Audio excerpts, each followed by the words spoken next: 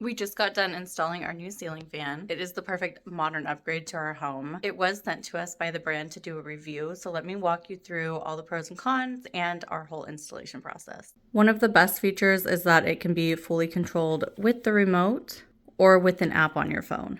You are going to have forward and reverse option for the fan that can be controlled with this button here. You can see it start to slow down. It'll fully stop and then start to go the other direction.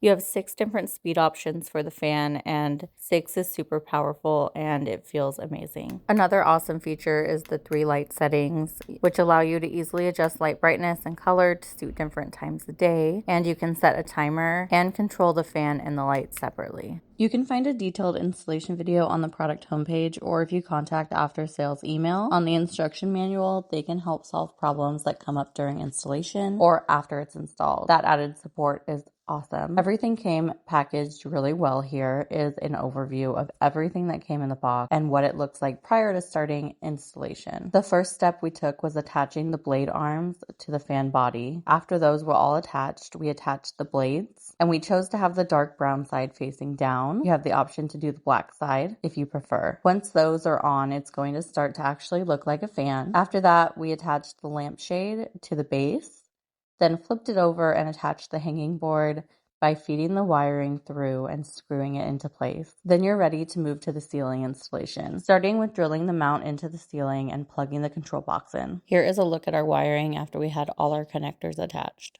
Next, you'll need a second person to hold the fan up while you attach the wiring to the fan and get it attached to the mount and drilled into place.